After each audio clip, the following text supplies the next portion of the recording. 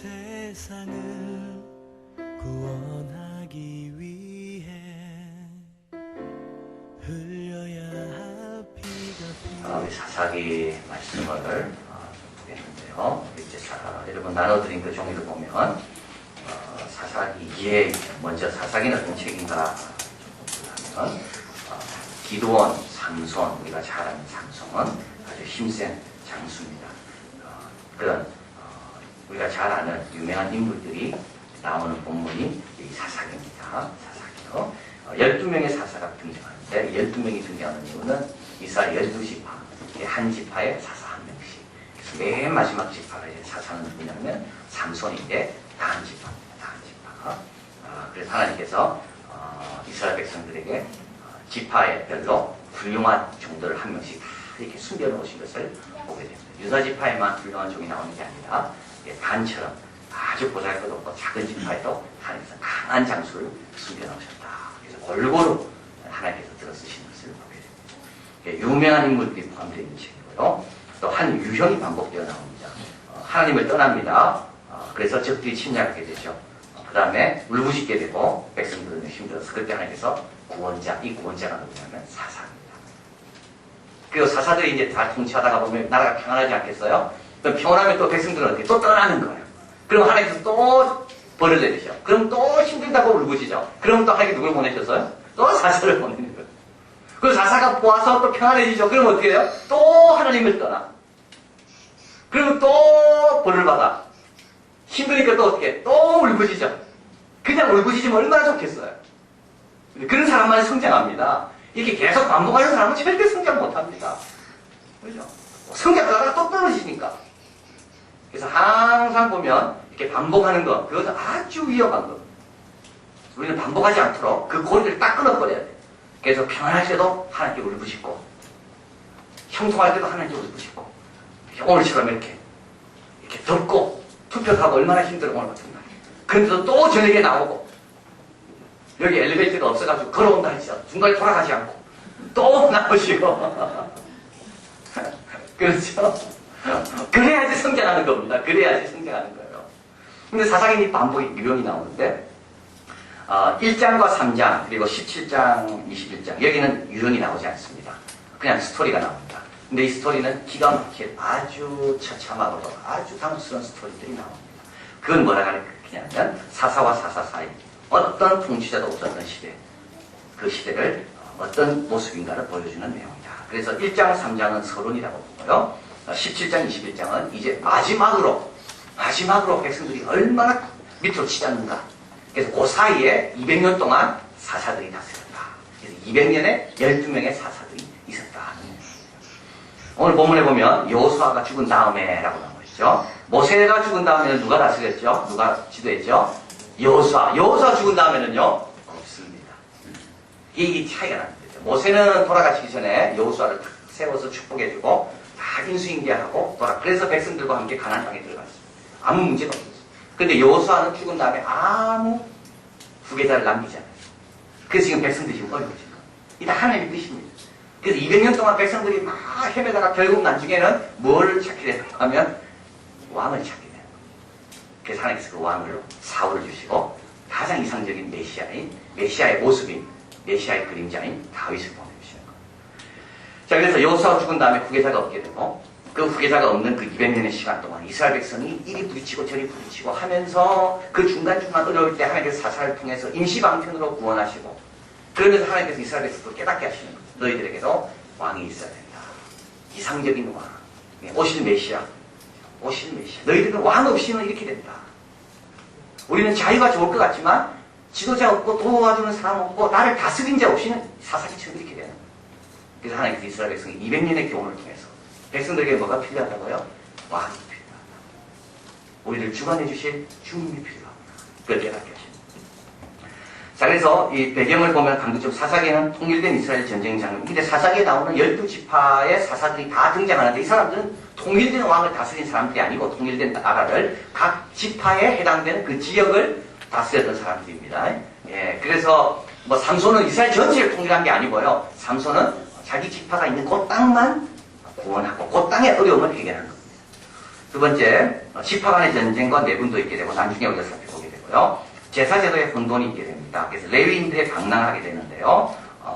그래서 이것은 이스라엘 백성들이 하나님에 대한 충성이 약화됐다는 것을 보여줍니다. 또 하나님 앞에 흠없는 지도자가 형상하는 지도자가 없는 것을 보게 되고, 그리고 하나님께 구원을 부르짖을 때마다 하나님은 사사를 보내서 잠정적으로 구원을 얻게 하시지만 이스라엘은 강력한 왕의 지도력 아래 재창조되지 않으면 안 될 정도로 붕괴되는 그런 역사를 200년 동안 경험하게 됩니다. 같이 한번 읽겠습니다. 사사기는 왕정도입의 필연성을 옹호하는데 이런 점 때문에 여호수아에서 속편도 읽혀야 하고 사무엘서의 전편도 읽혀야 됩니다. 그래서 여호수아서 다음은 왕이 5까지 기간이고요. 사무엘서는 뭡니까? 이제 왕을 세우는 게 사무엘서 상에 나오잖아요. 그래서 그 전편이며 속편도 읽히게 됩니다. 각자의 소견에 옳은 대로 행하는 그게 좋은 것 같지만 절대 그렇지 않다. 예, 각자의 소견에 옳은 대로 행하면 그게 좋은 것 같지만 모두가 망하는 길이다. 그것을 사사기는 우리에게 말씀합니다.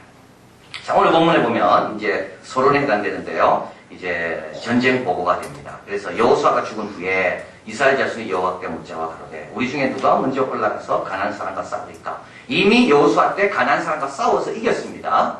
그런데 이 가나안 사람들은 보통 강한 사람들이 아니기 때문에 숨었다가 나오고 계속 전쟁을 일으키는 겁니다. 독립전쟁을 계속 일으키는 거죠. 일본 사람이 우리를 장악했지만 우리 독립군들이 가만히 있지 않고 피해서 만주나 중국이나 상해나 그 샌프란시스코 가서 계속 조직해가 독립운동을 계속 하듯이 가난한 사람도 그랬다는 겁니다. 그래서 이스라엘 백성이 여호수아와 함께 약속의 땅을 점령했지만 취했지만 그러나 완전히 쫓아내지는 못합니다. 계속 찾아오는 거예요. 죽었다 싶었는데 또 찾아오고 그 후손들이 또 도전하고 그래서 이제 여호수아가 죽은 다음에 끝나지 않은 겁니다. 계속 싸워야 될 싸움이 이스라엘 백성에게 남아있습니다. 그래서 이제 묻는 거죠. 누가 먼저 올라가면 좋겠습니까? 유다가 올라가라. 그래서 유다가 올라가서 전쟁을 이깁니다. 그 다음에 이제 21절에 가봅니다. 베냐민 자손도 보고가 나옵니다. 베냐민 자손은 어떻게 했느냐? 같이 읽을까요?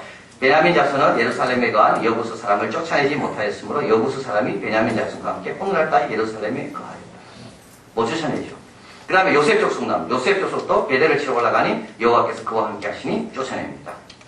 그 다음 27절 므낫세 같이 읽습니다. 므낫세가 벳스안과 그 향리 거민과 다아낙과 그 향리 거민과 돌과 그 향리 거민과 이블라임과 그 향리 거민과 무기또와 그 향리 거민들을 쫓아내지 못하매 가나안 사람이 결심하고 그 땅에 거하였다.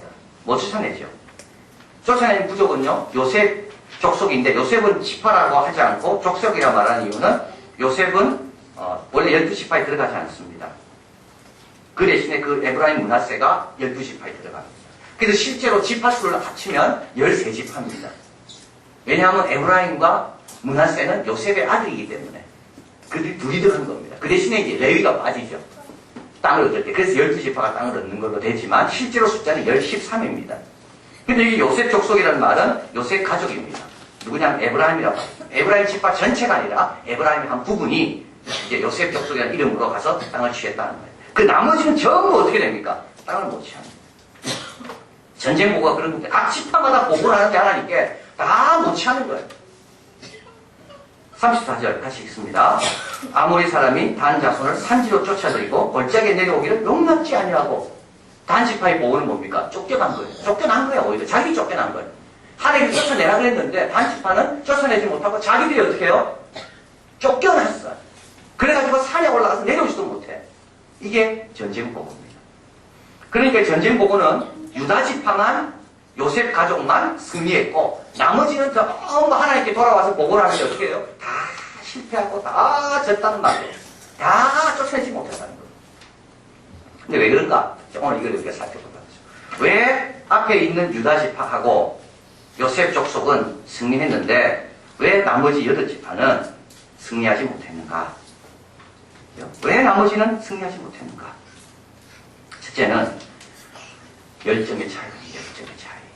자, 오늘 본문에 보면 유다지파의 열정이 나와 있습니다. 여러분 가보면요. 유다지파 5절에 있습니다. 또 베색이 이르는 아도니 베색을 만나서 그와 싸워 가나안 사람과 브리스 사람을 죽이니 6절입니다. 아도니 베색이 도망하는지라 그를 쫓아가서 잡아 그 수족의 엄지가락을 끊습니다.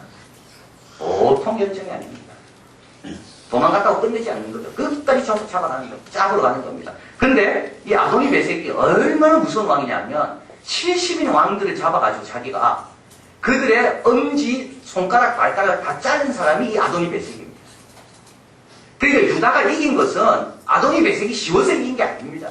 아도니 베섹은 아주 사악한 왕이지만 그래도 어떻게 해요? 끝까지 죽기 살기로 달라붙었다는 거예요. 요셉도 마찬가지입니다. 22절에 요셉 족속이 베델을 치러 올라갑니다. 23절에 요셉 족속이 베델을 정탐합니다. 24절에 정탐이 그 한 사람이 나오는 것을 보고 그에게 이르되 청하노니 이 성읍의 입구를 우리에게 가르치라. 그리하면 너를 승리하리라. 어떻게 하는지 이기려고 방법을 찾는 겁니다. 열정입니다. 열정. 그러나 다른 부족들은 그런 열정이 하나도 안 보입니다. 27절에 므낫세는 어땠습니까? 가난한 사람이 결심하고 그 땅의 것, 가난한 사람이 결심을 보고 겁이 나가 도망가는 거예요.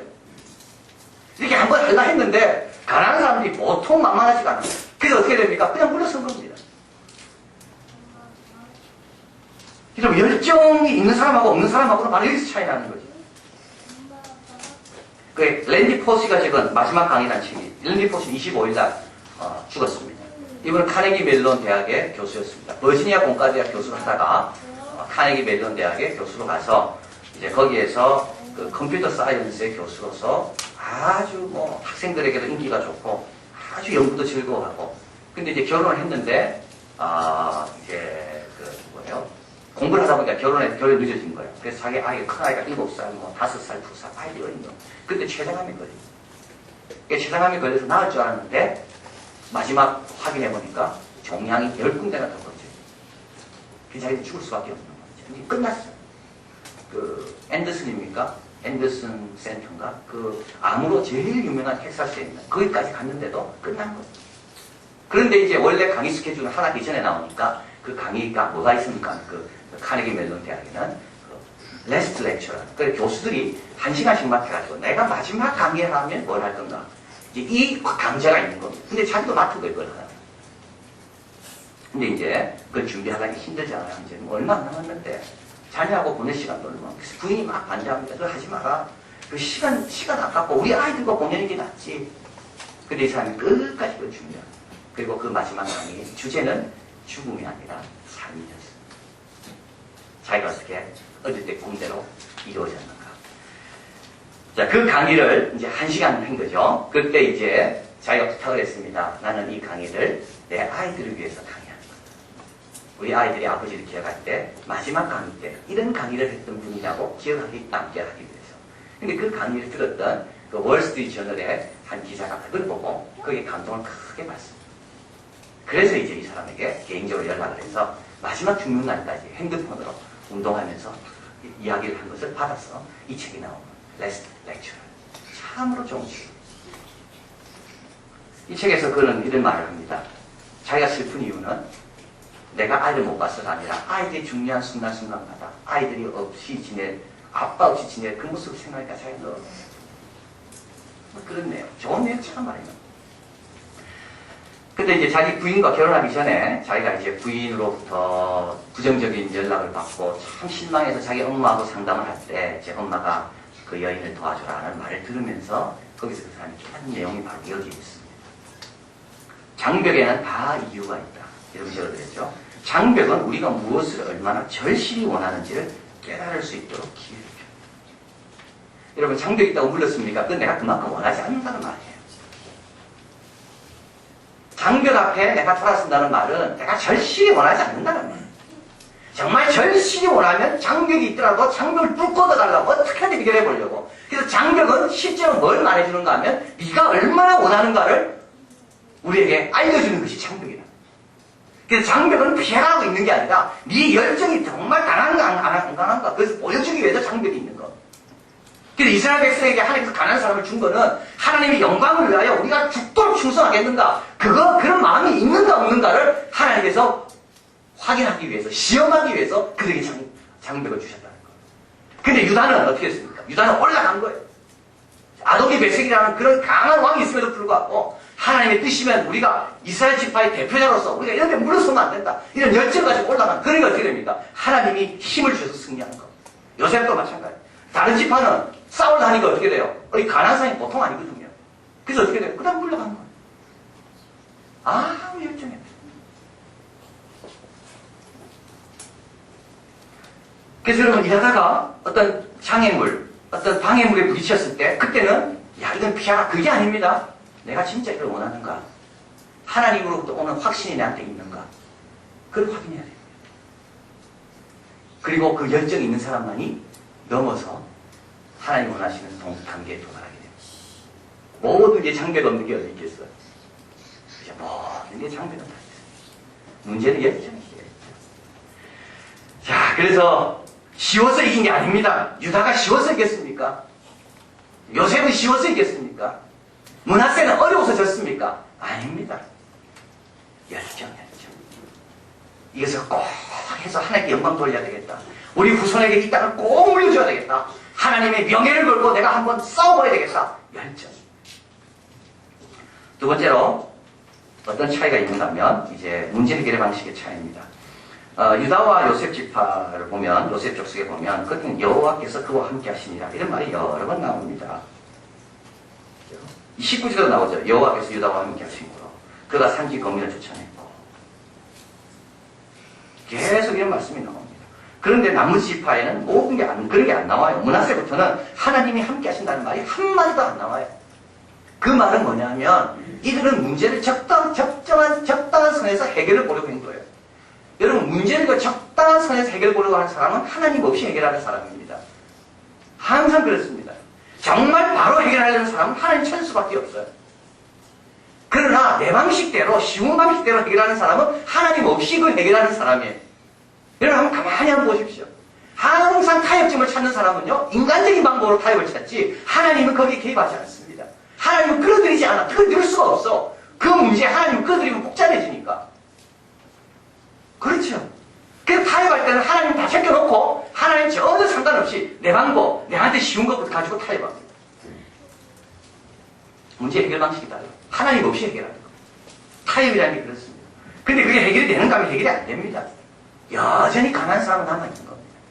여전히 가난한 사람. 그럼 그 다음에 어떻게 돼요? 그 다음 사람이 해결해 줘야 돼요.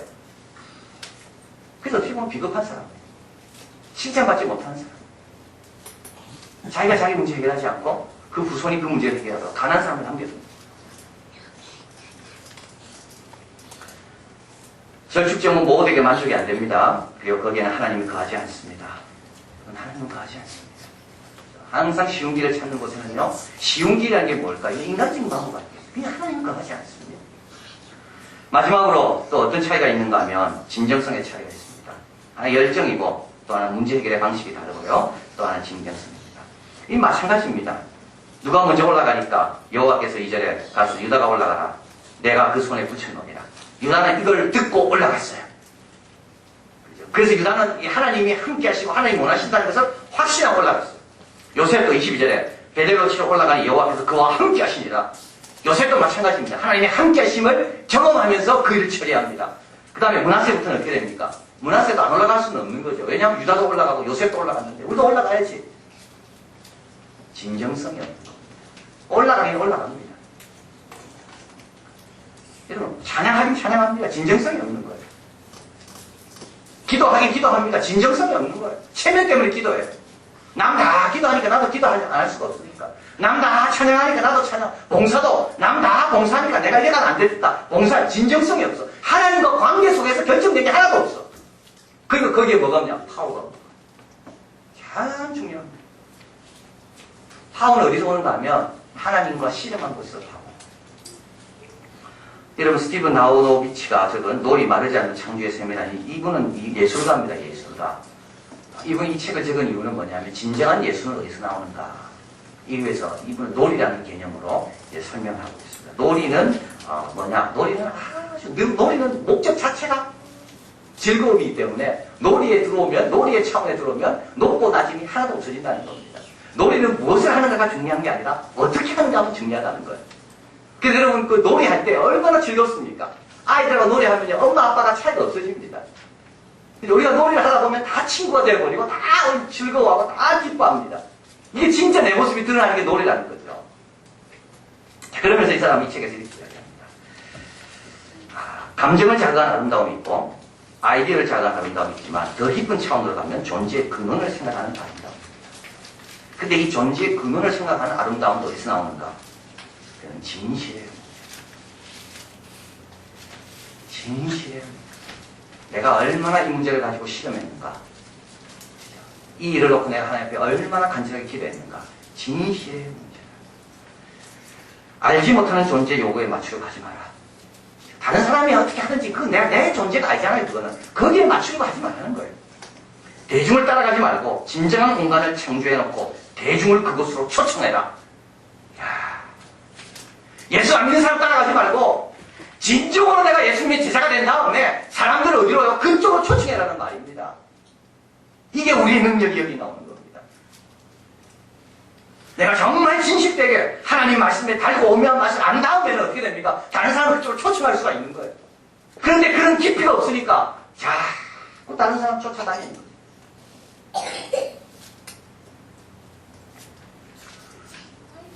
같이 읽을까요? 그 다음에요. 진리란 내적 진실과 공명으로 판단되는 것이며 안과 밖에 하나가 될 때만 만들어집니다.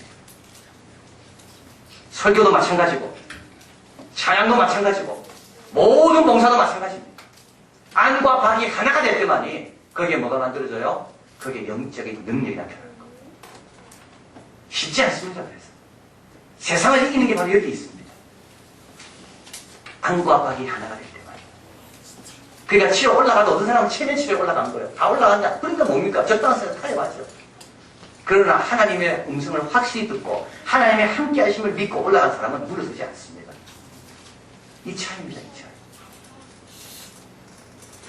자, 오늘 본문에서 그래서 참으로 부정적인 내용입니다. 유다 지파 혼자만, 요셉 족속 혼자만, 두 족속만 제대로 하나님이 주신 사명 열정적으로 감당했고 나머지 모든 지파는 뭐예요? 열정도 없고 확신도 없고 무늬만 이스라엘 백성.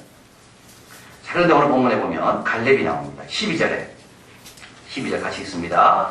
갈렙이 말하기를 기라 세배를 쳐서 그것을 취하는 자에게는 내 딸 악사를 아내로 주리라 하였더니 갈렙의 아우요 그나스의 아들인 온니엘이 그것을 취한 거로 갈렙이 그 딸 악사를 그에게 아내로 주었더라. 이야,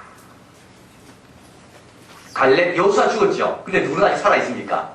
갈렙은 살아있습니다. 그죠? 갈렙은 오래 남아있습니다. 지금 하나님께서 남겨준 이유가 있어요. 왜냐하면 갈렙처럼 돼야지만이 거기에 희망이 있다는 겁니다. 이스라엘 백성의 희망은 누구에게 있는가 하면 갈렙 같은 사람에게 있습니다. 근데 갈렙은 누구라 되어 있습니까? 갈렙은요 그나스의 아들이라고 되어 있습니다. 오늘 본문은 참 이게 애매합니다. 갈렙의 아우요 그나스의 아들인. 근데 그나스가 누구냐 하면 갈렙의 또 아버지가 되어 있어요. 그래서 갈렙의 아우요 그나스의 아들인. 그래서 온니엘이 갈렙의 아우인지 안 그러면 갈렙의 조카인지 또 그나스는 또 갈렙의 아버지가 되어 있기도 하고 여기는 갈렙의 또 아우가 되어 있기도 하고 그럼 조카가 되기도 하고. 근데 하여튼 분명한 것은 갈렙은 누구 출신이냐면 그나스 출신이야. 근데 그나스는 누구냐면 이스라엘 백성이 아닙니다. 유다 지파가 아닙니다. 이방 족속이에요. 그런데 유다 지파 여성에게 장가드는 사람이 갈렙입니다. 그러니까 갈렙은 이방 사람이에요. 근데 이스라엘의 첫 번째 사사가 누구냐면 이 온니엘은 이방 사람. 자, 갈렙이 이야기하죠. 자, 아직 땅이 남아있는데 그 땅을 쳐야 되는데 그 땅을 치어서 오는 사람이 내 딸을 주겠다. 자, 이거는 뭡니까? 갈렙의 열정을 알게 합니다. 아무에게나 자기 살이 삼지 않습니다. 열정, 하나님을 향한 열정 있는 사람. 갈렙은 진정한 하나님의 사람입니다. 말로는 그렇게 해놓고 결국 나중에는 자기 딸 사기 찾을 때는 엉뚱한 사람 찾는 그런 사람이 아닙니다. 갈렙은. 근데 우리는 얼마나 그런지 몰라요. 제가 윌로 크릭 교회 가서 그때 우리 청년들하고 갔을 때 빌 하이베스 목사님의 이제 그 말씀들 하는 가운데 이제 빌 하이베스 그 윌로 크릭 교회는 뭐 얼마나 대단한 교회입니까? 그죠? 뭐 엄청난 교회죠. 하여튼 미국에서 LA에 있는 그 세들백 교회 그리고 또 저 시카고에 있는 윌로 크릭 교회 이 두 교회만 합치면 큰 역사를 이룹니다. 그래서 빌 게이츠가 하던 그 에이즈를 위한 아프리카 퇴치를 위한 운동도 이 두 분이 손을 잡고 같이 합니다. 컴패션 사이트도 빌 하이베스 목사님 그 윌로 크릭 교회가 얼마나 많이 도움을 주고 굉장히 영향력 있는 교회입니다. 그 빌 하이베스 목사님의 아버지는 유명한 사업가였습니다. 네덜란드 사람, 더치예요, 더치. 더치는 얼마나, 더치페이라는 거 있잖아요. 얼마나 얼마나 짠지. 그래가지고 그래야 돈 모은 거예요. 그래서 빌 하이베스도 굉장히 짜다 그래요. 교회에서는 얼마나 싸게 하는지. 그래가지고 교회를 그래서 아버지가 그렇게 해서 돈을 벌어가지고 돌아가시면서 땅도 물려줬어요. 빌 하이베스. 그러니까 그 얼마나 큰 땅, 그 땅을 교회 그 캠프장으로 만들고 그 아버지는 취미가 요트예요. 그래서 그 요트도 빌 하이베스 그렇게 해서 빌 하이베스 휴가만 되면 요트 타는 걸 운전. 얼마나 상류층입니까? 그러면. 상류층이고 큰 교회 목사님이고 영향력이 있고 근데 아들이 있고 딸이 있는 거예요. 그런데 우리 앞에 우리가 뭐 집회하기 전에 누가 머리도 이상하게 피고 수염도 제대로 안 깎은 젊은 애가 피아노 치면서 막 놀아요. 어느 한 교회에 찬양인도 잡고 빌 하이베스 목사님 그 청년을 가르쳐서 자기 사회야. 내가 깜짝 놀랐어요. 우리 같으면 그런 사람한테 딸 줍니까? 안 줍니다. 소망이 있나 장래가 있나? 이것만 해가 뭐 할 거예요? 이것만 해가지고 우리 같으면 안 줍니다. 우리는 의사, 변호사, 교수, 좋은 직장. 그때 제가 그분을 다시 봤습니다. 이분은 진정한 분이구나. 이분은 남 앞에 설 때만 뭐 예수님 뭐 이게 아니라 자기 딸을 누구한테 줘야 될지 결정할 때도 이분은 진정으로 하나님의 역사를 위하여 하나님의 뜻에 따라 결정하는 분이구나. 제가 그분을 다시 봤습니다. 여러분 여기 갈렙도 마찬가지예요. 갈렙도 자기 딸을 누구한테 줍니까? 예, 하나님 나라를 위하여 하나님 주신 사명을 위하여 목숨을 아까워하지 않는 어떻게 보면 위험한 사람이에요. 이런 사람은 헌신하겠다는데 성교지 가겠다는데 얼마나 위험합니까? 그런데 그게 하나님이 원하는 사람이기 때문에 자기 딸을 거기에 주는 거예요. 그래서 사사기는 우리에게 어두운 이야기를 하지만 갈렙을 소개하면서 희망이 어디 있는가를 우리에게 말해줍니다. 희망은 유대인 이방인의 차이에 있는 게 아니라 희망은 어디에 있다고요? 열정이 있는 사람. 진정으로 하나님을 사랑하는 사람. 그리고 문제를 해결할 때 대강 인간적인 방법으로 해결하지 않고 하나님 임재 안에 하나님 원하는 게 뭔지를 고민하는 가운데 해결합니다. 그리고 이제 오늘 본문에 가볼까요? 20절에 무리가 모세의 명한 대로 헤브론을 갈렙에게 주었더니 그가 거기서 안악의 세 아들을 다 쫓아냅니다.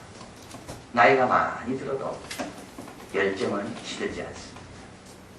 이래서 어떻게 됩니까? 계속 이기는 거. 갈렙은 이제 더 이상 나오지 않습니다. 그 대신에 누가 나올까요? 이스라엘 유다의 첫 번째 사사인 갈렙의 사위 온니엘이 나옵니다. 그 사람은 누구라 했죠? 유다 지파 사람이 아닙니다. 자, 그래서 우리도 열정을 회복해야 되고, 그리고 문제 해결의 방식을 하나님의 임재를 기억해야 되고, 그리고 우리도 진정해야 됩니다. 진심을 때야 됩니다. 기도하시겠습니다.